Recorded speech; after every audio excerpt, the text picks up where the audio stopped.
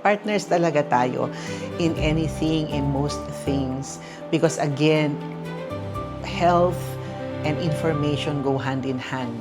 So hindi talaga pwedeng maghiwalay.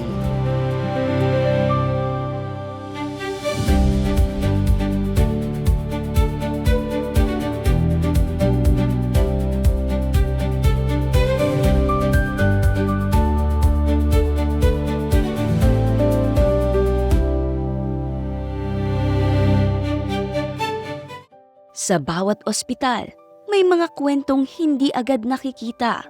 Mga kwento ng mga pamilyang umaasa, mga pasyenteng naghihintay, at mga healthcare workers na patuloy na naglilingkod sa kabila ng mga hamon.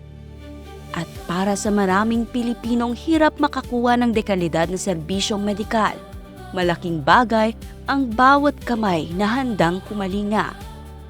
Kaya isang mahalagang hakbang ang pagkakaisa ng BMPI-UNTV at Calamba Medical Center upang mas mailapit ang tulong sa mga higit na nangangailangan.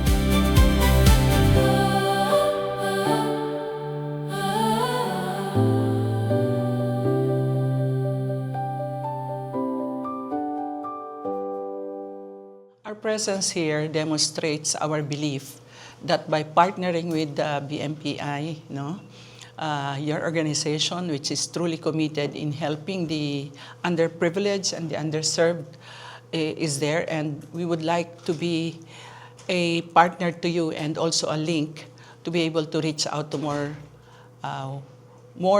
underserved, marginalized citizens in the country, particularly in Laguna, where we are situated, and in the entire Calabarzon.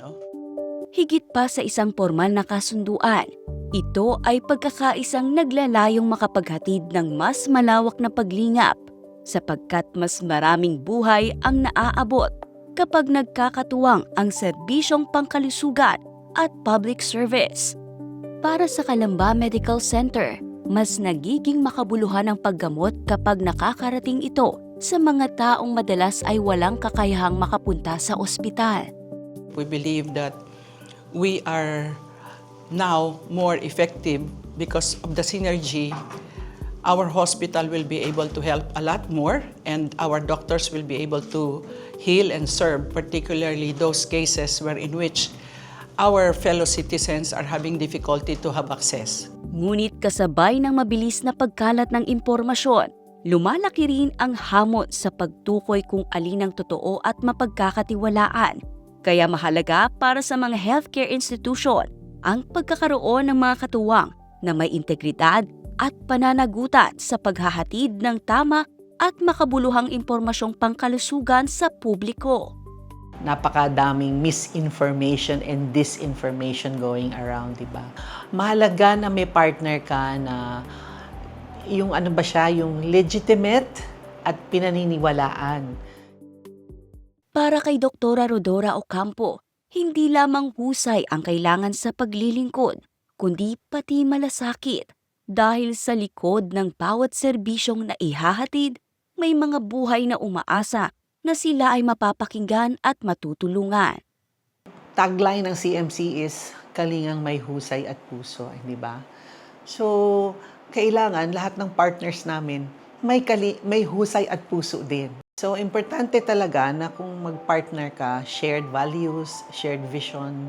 At sa dami ng mga lumalapit na humihingi ng tulong, malaking bagay ang pagkakaroon ng maayos na sistema upang masigurong ang serbisyo ay nakakarating sa mga talagang nangangailangan.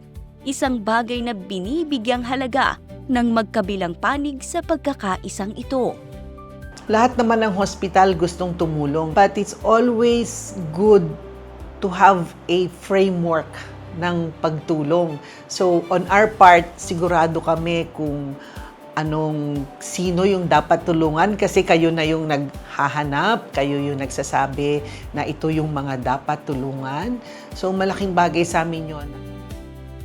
Sa huli, ang tunay na sukatan ng pagtutulungang ito ay hindi lang ang mga lagda sa papel, kundi ang mga buhay na mabibigyan ng pag-asa, pag-aaruga at pagkakataong magkaroon ng mas maayos na kinabukasan. Dahil kapag nagkakaisa ang mga may malasakit sa paglilingkod, mas maraming Pilipino ang naaabot ng tulong na tunay na mahalaga.